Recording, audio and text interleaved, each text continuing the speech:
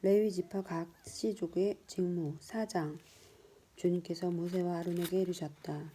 너는 레위의 자손들 가운데에서 그앗 자손들의 수를 씨족과 집안별로 세어라. 30살 이상에서 50살까지 복무에 들어가 만남의 천막에서 작업을 할 수 있는 남자들의 수를 모두 세어라. 그앗의 자손들이 만남의 천막에서 할 일은 가장 거룩한 것들을 다루는 일이다.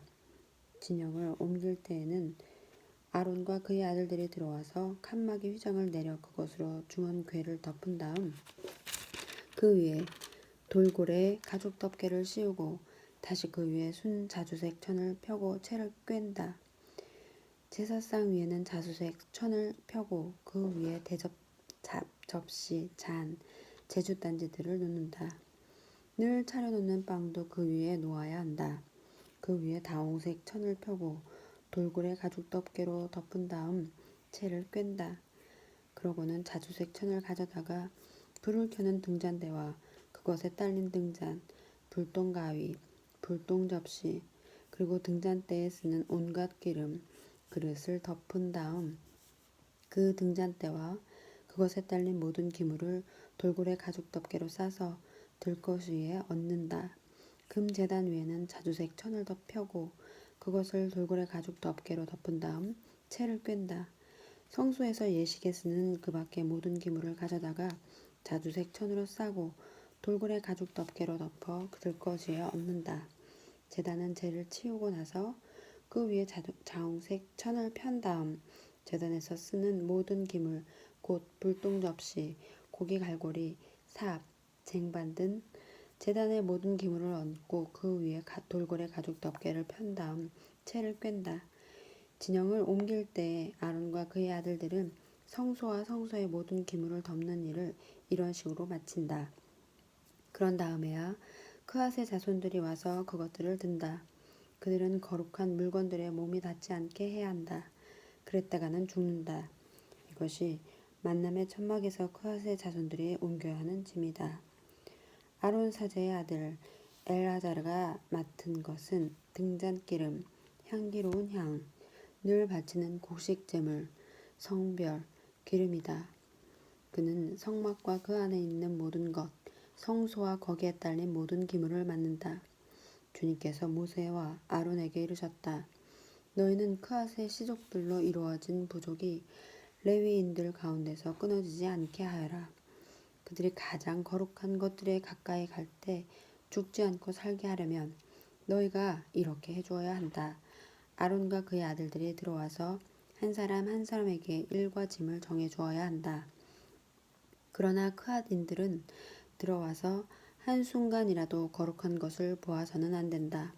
그랬다가는 죽는다. 주님께서 모세에게 이르셨다. 게르손의 자손들도 집안과 시족에 따라 수를 세어라. 30살 이상에서 50살까지 복무에 들어가 만남의 천막에서 일을 할 수 있는 남자들을 모두 사열하여라. 게르손의 시족들이 할 일과 지을 짐은 이러하다.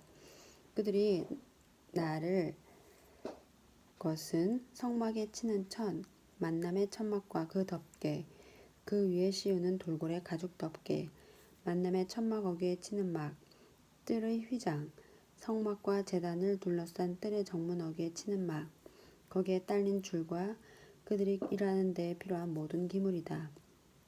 그들은 이것들과 관련된 모든 일도 해야 한다. 게르손의 자손들은 어떤 짐을 나르든 어떤 일을 하든 모든 일에서 아론과 그의 아들들의 분부를 따라야 한다. 그러므로 너희는 그들이 질 모든 짐을 그들의 임무로 지정해 주어야 한다. 이것이 게르손 시족들이 만남의 천막에서 할 일이다. 그들은 아론 사제의 아들 이타마르의 주의 아래 자기들의 임무를 수행해야 한다. 너는 무라리의 자손들도 시족과 집안별로 사열하여라. 30살 이상에서 50살까지 복무에 들어가 만남의 천막에서 일할 수 있는 남자들을 모두 사열하여라. 그들이 만남의 천막에서 할 모든 일은 이러한 것들을 맡아서 옮기는 것이다. 곧 만남의 널빤지, 가로다지, 기둥, 밑받침, 뜰 둘레에 세우는 기둥, 밑받침, 말뚝, 줄과 이것들에 딸린 모든 기물, 그리고 이것들과 관련된 일에 필요한 모든 것이다. 너희는 그들이 맡아 옮겨야 하는 기물들을 지정해서 맡겨야 한다. 이것이 무라리의 시족들이 아론 사제의 아들 이타마리의 지혜 아래 만남의 천막에서 해야 할 모든 일이다. 레위인 장정들의 인구조사. 모세와 아론과 공동체의 수장들은 크앗의 자손들을 시족과 집안별로 사열하였다. 30살 이상에서 50살까지 복무에 들어가 만남의 천막에서 일할 수 있는 남자들을 모두 사열하였다. 이렇게 시족별로 사열을 받은 이들은 2750명이었다. 이들이 모두 만남의 천막에서 일할 사람으로 크앗의 시족들에게서 사열을 받은 이들이다. 모세와 아론은 주님께서 모세를 통하여 내리신 분부에 따라 그들을 사열하였다. 게르손의 자손들 가운데서 시족과 집안별로 사열을 받은 이들은 곧 30살 이상에서 50살까지 복무에 들어가 만남의 천막에서 일할 수 있는 모든 남자로 이렇게 시족과 집안별로 사열을 받은 이들은 2630명이었다. 이들이 모두 만남의 천막에서 일할 사람으로 게르손 자손들의 시족들에게서 사열을 받은 이들이다. 모세와 아론은 주님의 분부에 따라 그들을 사열하였다. 무라리 자손들의 시족들 가운데에서 시족과 집안별로 사열을 받은 이들은 곧 30살 이상에서 50살까지 복무에 들어가 만남의 천막에서 일할 수 있는 모든 남자로 이렇게 시족별로 사열을 받은 이들은 3200명이었다. 이들이 무라리 자손들의 시족들에서 사열을 받은 이들이다. 모세와 아론은 주님께서 모세를 통하여 내리신 분부에 따라 그들을 사열하였다. 모세와 아론과 이스라엘의 수장들은 레위인들을 시족과 집안별로 사열하였는데 이때 사열을 받은 이들은 모두 곧 30살 이상에서 50살까지 복무에 들어가 만남의 천막에서 일을 하고 집 나르는 일을 할 수 있는 모든 남자로 이렇게 사열을 받은 이들은 8580명이었다. 주님께서 모세를 통하여 내리신 분부에 따라 사람마다 일과 짐을 맡았다. 그들은 이렇게 주님께서 모세에게 명령하신 대로 사열을 받은 것이다. 부정한 사람의 처리 5장. 주님께서 모세에게 이르셨다. 너는 이스라엘 자손들에게 명령하여 악성 피부병 환자와 고름을 흘리는 사람과 죽음에 닿아 부정하게 된 사람을 모두 진영 밖으로 내보내게 하여라. 너희는 남자 여자 가릴 것 없이 내보내야 한다. 그들을 진영 밖으로 내보내어 내가 이스라엘 자손들 가운데 머무르는 진영을 그들이 부정하게 만들지 않도록 해야 한다.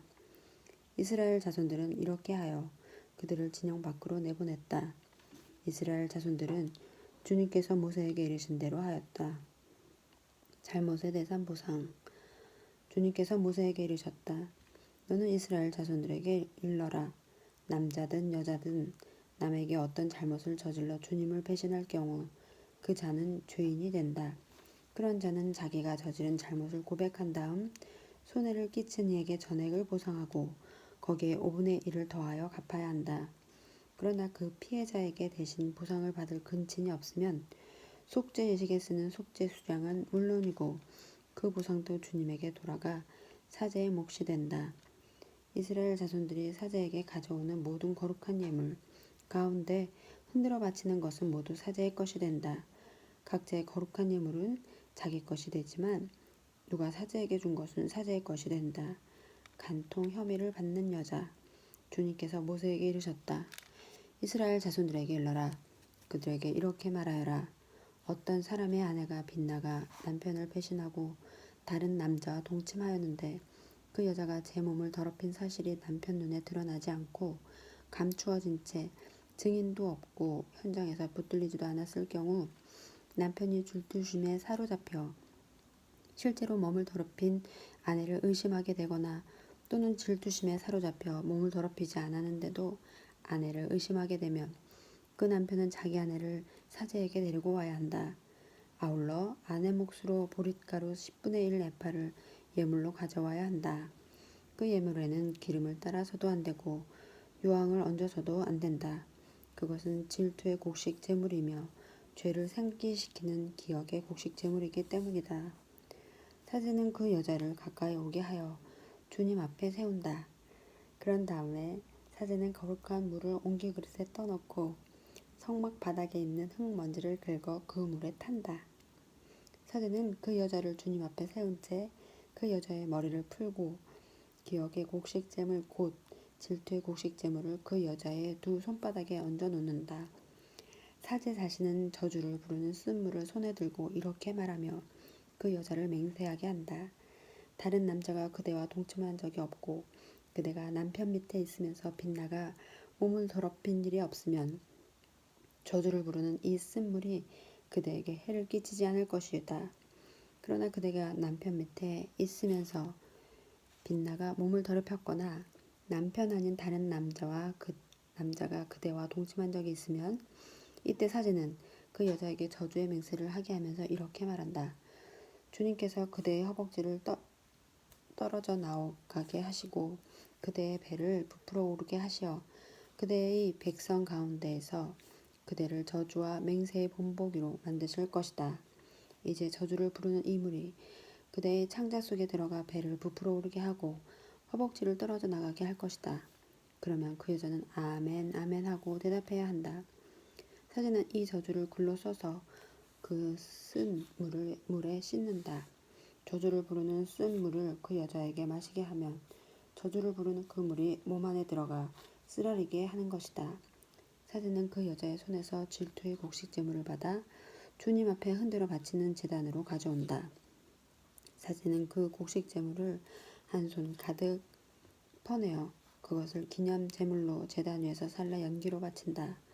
그런 다음에 그 물을 여자에게 마시게 한다. 그 물을 여자에게 마시게 하였을 때 그 여자가 몸을 더럽히고 자기 남편을 배신하였으면 저주를 부르는 그 물이 몸 안에 들어가 쓰라리게 할 것이다. 그 여자의 배를 부풀어 오르게 하고 그 여자의 허벅지를 떨어져 나가게 할 것이다. 그리하여 그 여자는 자기 백성 가운데에서 저주의 본보기가 될 것이다. 그러나 그 여자가 몸을 더럽힌 일이 없이 깨끗하면 해를 입지 않고 자식을 낳을 수 있을 것이다. 이것이 질투에 관한 법이니 여자가 남편 밑에 있으면서 빗나가 몸을 더럽혔거나 남편이 질투심에 사로잡혀 자기 아내를 의심하게 되면 그 여자를 주님 앞에 세우고 사제는 이 법을 모두 그 여자에게 적용해야 한다. 그러면 남편은 죄를 면하고 아내는 자기 죗값을 쥐게 된다. 나지르인 6장. 주님께서 모세에게 이르셨다. 너는 이스라엘 자손들에게 일러라. 그들에게 이렇게 말하여라. 남자든 여자든 자신을 주님에게 봉헌하기로 하고 특별한 서원 곧 나지르인을 서원을 할 경우 그는 포도주와 독주를 삼가야 하고 포도주로 만든 식초와 독주로 만든 식초를 마셔서는 안 된다. 또 어떤 포도주도 즙도 마셔서는 안 되고 날포도도 건포도도 먹어서는 안 된다. 봉헌 기간 내내 그는 씨에서 껍질에 이르기까지 포도나무 열매로 만든 것은 어떤 것도 먹어서는 안 된다. 서원한 봉헌 기간 내내 그는 머리에 면도칼을 대서는 안 된다. 주님에게 자신을 봉헌한 기간이 다 찰 때까지 그는 거룩한 사람이 되어야 한다.